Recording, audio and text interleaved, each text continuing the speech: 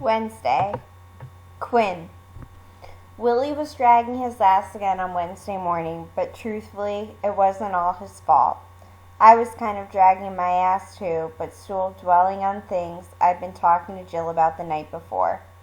It's not like I was dreaming about it. It was more that weird state where your eyes are closed and you know you are thinking, and it feels like you are both asleep and not. Like you're resting, but still thinking, kinda in control of your thoughts, and kinda not. Well, the days carried right over into morning, like I was sleepwalking, and when Willie and I finally made it down the steps to head off to school, it might as well have been a dream, because standing on the sidewalk a few houses down, having just lugged the garbage to the street, was Paul Galuzzo staring right at me. He waved to me, and I waved back automatically out of habit. What was I doing? He jogged up to us, and I kept thinking, all I had to do was turn and walk away. What the hell is wrong with me? He looked like he hadn't slept in days. Maybe he hadn't. Maybe he'd been up all night too, thinking about what he had done to Rashad. Poor guy. Yep, that was my first actual thought.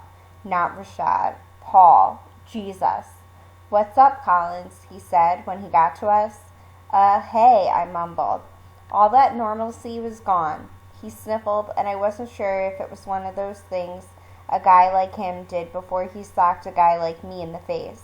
I gripped Willie's hand. Paul tousled Willie's hair. He glanced back and forth between Willie and me, and I focused on the grease stain on Paul's t-shirt. Hey, he said, I thought we were going to practice some footwork.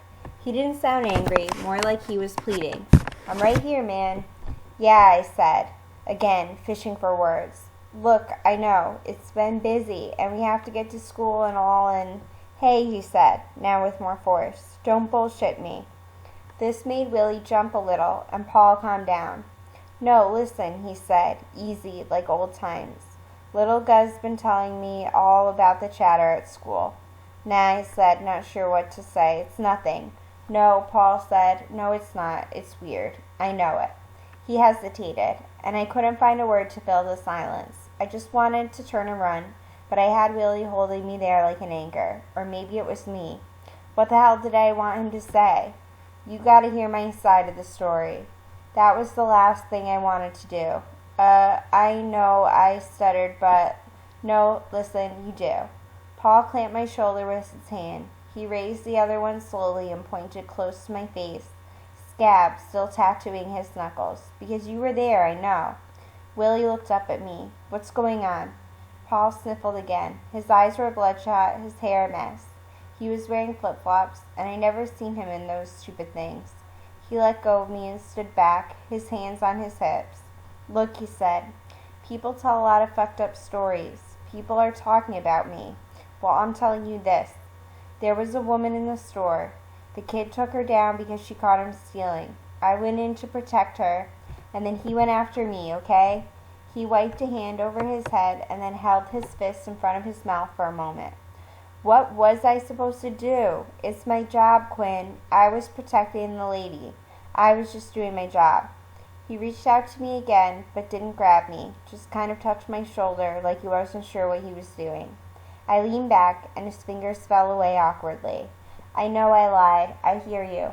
Do you? Paul's face was all screwed up. I don't think you do, Quinn. What the hell's the matter with you, man?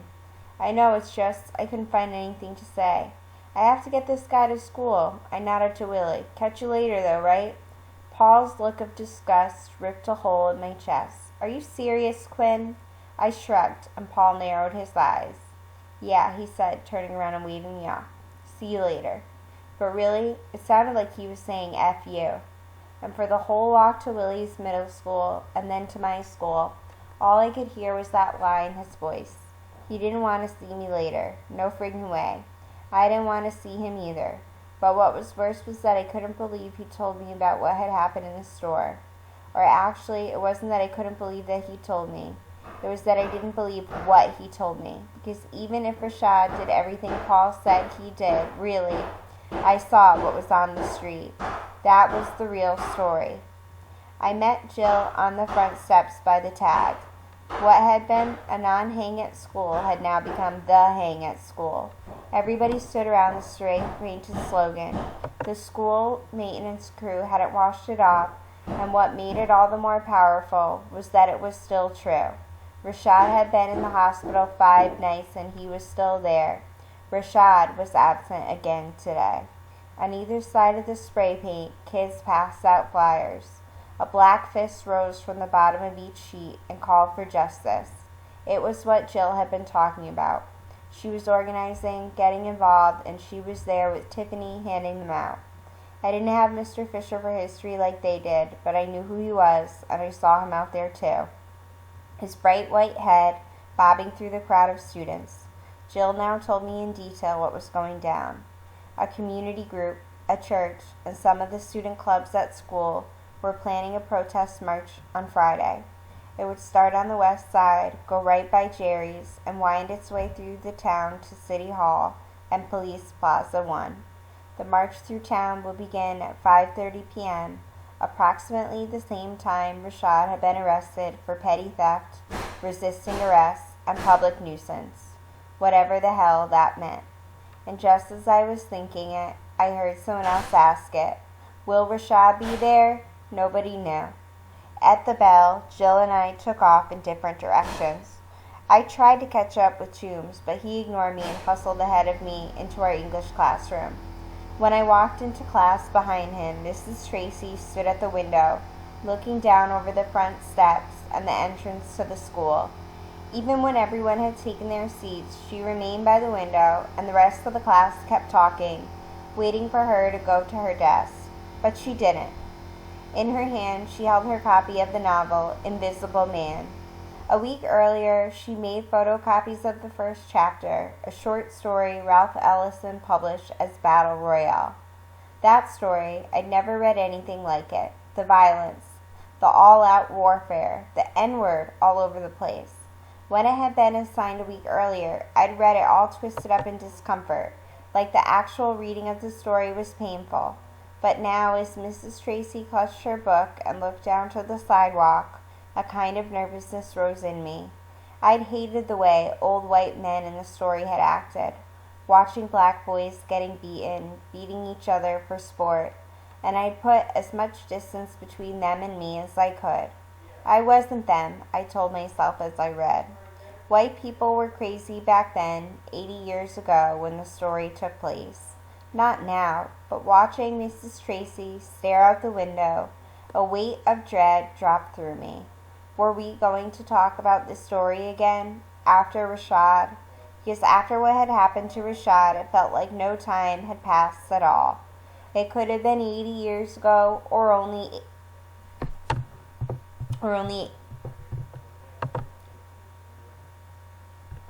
Now it wasn't only the city alderman.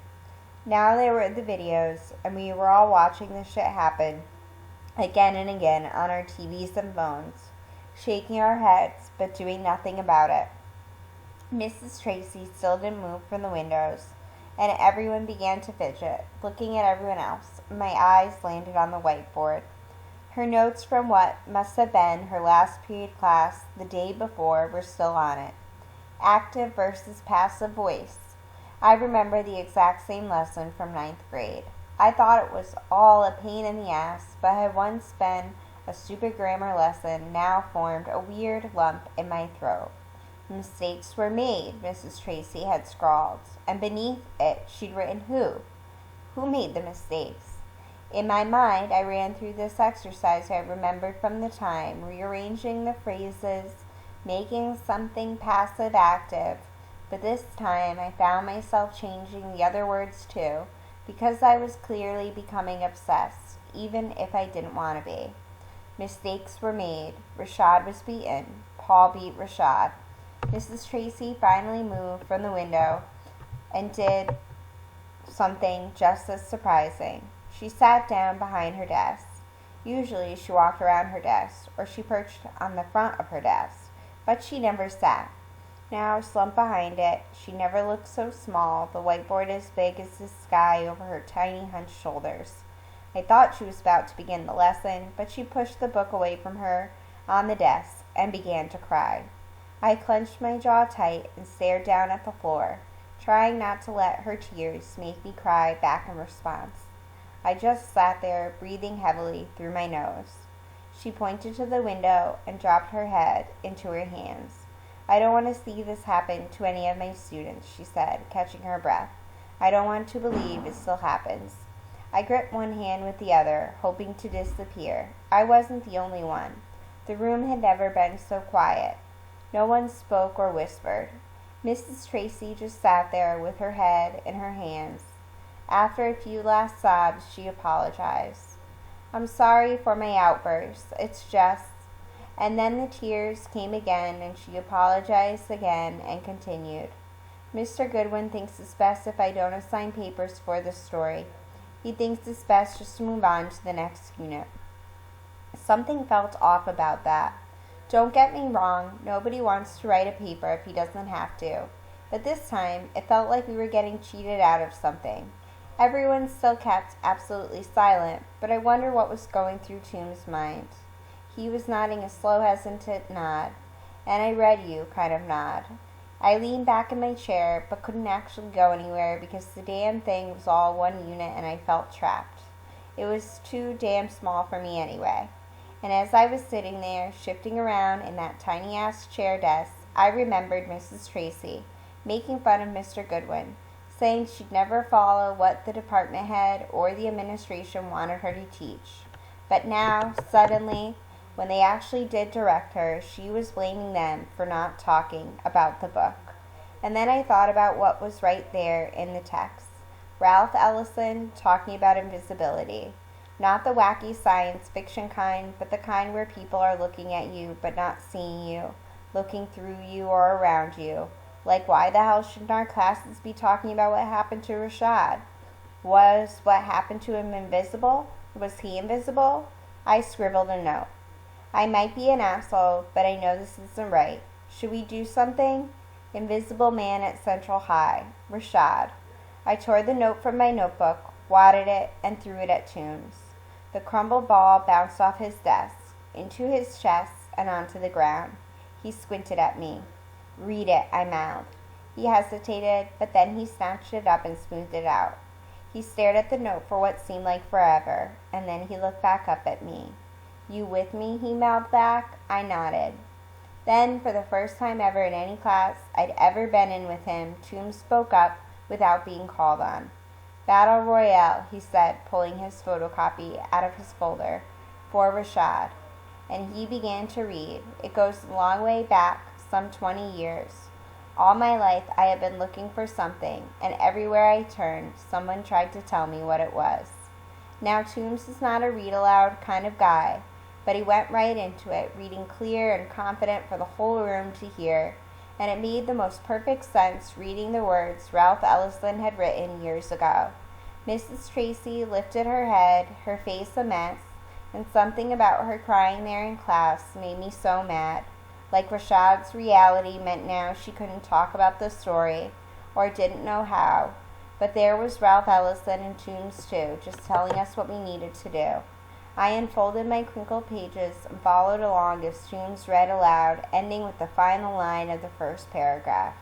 It took me a long time and much painful boomeranging of my expectations to achieve a realization everyone else appears to have borne with, that I am nobody but myself.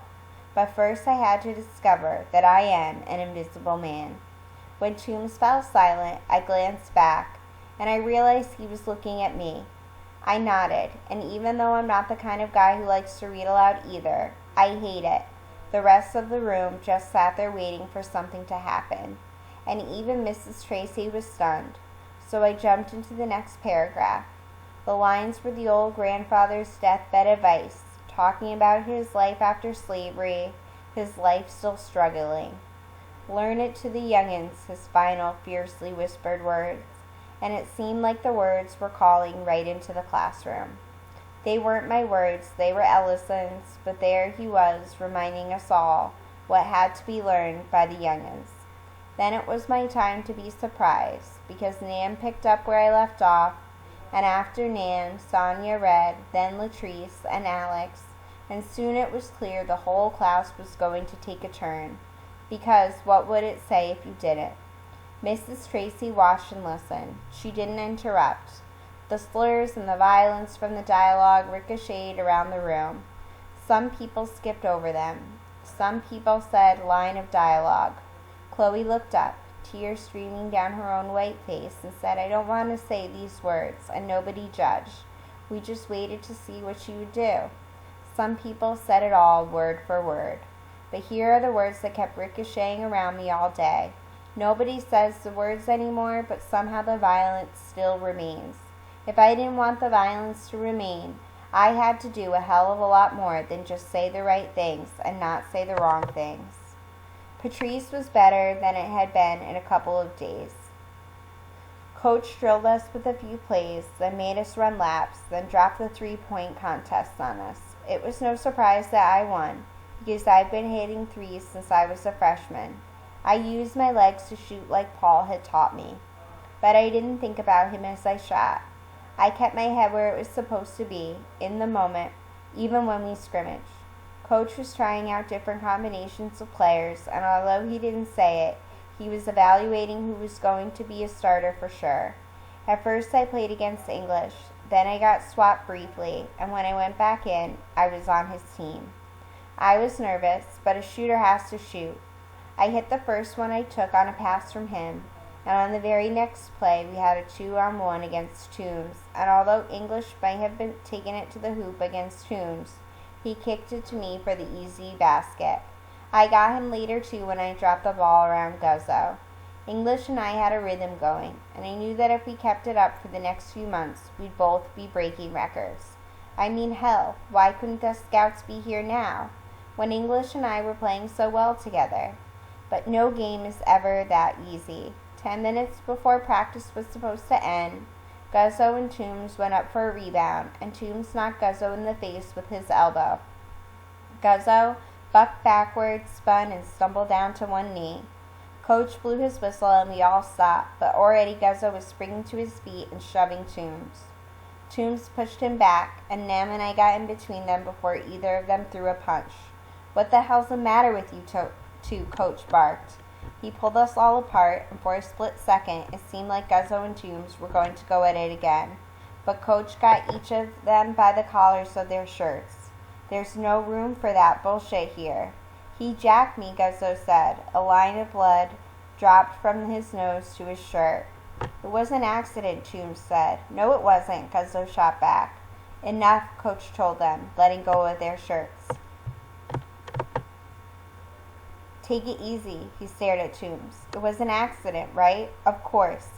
Bullshit, Guzzo interrupted. Everyone has it out for me. Coach rubbed his jaw. All right, look, enough of that. He looked around at all of us. You think it's dumb when someone says there's no I in team, but you stick one in there and you see how dumb that looks.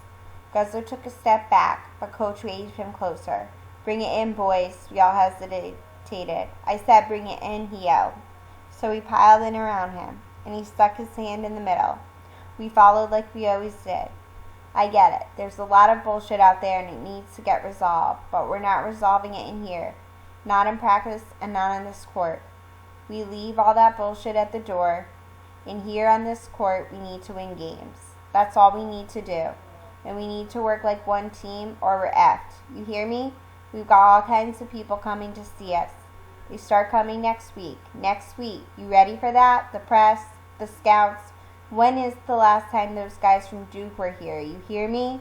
A couple guys said yes, but the rest of us merely nodded. Guzzo leaned on my back, but I was looking across the circle at English and Shannon. I got what Coach was saying. I wanted to see teammates, but it got me thinking. Maybe right now, all I saw were teammates around me, but once we stepped back into the real world, who did I see? Who did they see? Coach could keep shouting at us until we all parroted back what he wanted. But I knew English and Shannon answered because they had to, not because they wanted to. Toombs too. And that's what I was doing too, because Coach kept telling us to leave everything else at the door, but I was thinking about it the other way around. How did the team stay a team back out the door? How did the team stay a team out in the street? Guzzo's nose kept bleeding right through all the yelling, so Coach told me to get him into the locker room and cleaned up. Then Coach blew his whistle. The scrimmage started again with new combinations, and the squeaking of sneakers and the ball on the court followed me into the locker room. Guzzo jogged ahead of me, not saying a word, while he washed his face and grabbed a couple paper towels. He walked around to a bench deeper in the locker room, sat, and held his head back. I leaned against a nearby locker and crossed my arms. He didn't hit you on purpose. Yeah, he did. Come on. People have it all backwards. They do, Guzzo said. He wiped at his nose and then pinched it closed again. Look, he said, I'm sorry, but my brother did the right thing. He has to make tough calls. I'm sorry they're friends with that guy, but what are you going to do? I mean, Paul, he was helping the woman in the store. He didn't do anything wrong. He was doing his job. That's not how everyone sees it, man. Yeah, but that doesn't mean they're right. Yeah, but what? Guzzo wiped at his nose again and raised his voice. But what? Whose side are you on here? Come on, you heard Coach, I said. No sides. No sides, asshole. Of course there are sides. There are two sides to every situation. His nose started bleeding again, so I got him another paper towel.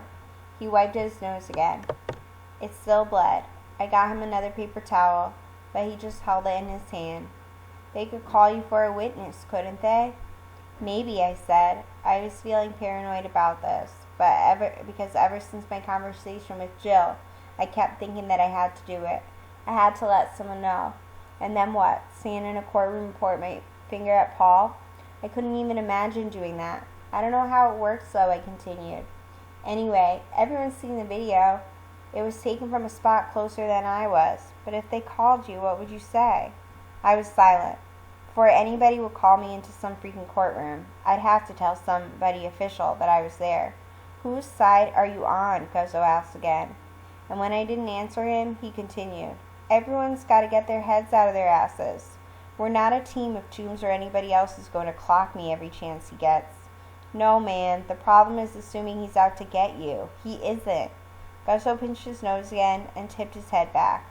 I don't need a fucking nurse, he said. Get out of here. I know whose side you're on. Now I'm going to tell my brother how you don't have his back, after all he did for you, man. F you. He stood, and I backed away. Even with a bloody nose, Guzzo could drop me in a heartbeat. It's about doing the right thing, Guzzo said mockingly. I hate all this politically correct bullshit. Nobody'd be sprinting your name on the sidewalk if Paul had grabbed you coming out of Jerry's. He punched a locker with his side of a fist. Half the school is calling my brother a racist. He was just doing his job. People throw that word racist around all the time now. Pretty soon everyone's going to start calling me a racist if I don't pass Toombs the ball. It's effed up and you know it. Guzzo, I said, you're not the victim. Your brother isn't either. The look on his face went fierce, and I was glad as hell that Coach began bringing the rest of the team into the locker room. He called out to us, and we reluctantly joined him and the rest of the guys around the bench closest to the showers. One more time. Bring it in, boys, Coach said. We're all in this together. He looked at Guzzo, then at Toombs. Sorry, Toombs said to Guzzo through his teeth. Galuzzo? Coach prompted. Yeah, Guzzo said. Me too. Then he pulled the bloody paper towel away from his face and wadded it into a hard ball. We're good, right? He said across the circle to Toombs. He smiled, sarcastically. If the rest of us had melted away and Coach had disappeared, I think Toombs would have leaped across the bench and punched Guzzo straight in the face, for real this time. And I wouldn't have blamed him. But what the hell? Didn't that make me a traitor to my best friend? Hey, said to Guzzo. It's over. Guzzo glared at me. Damn straight, he said.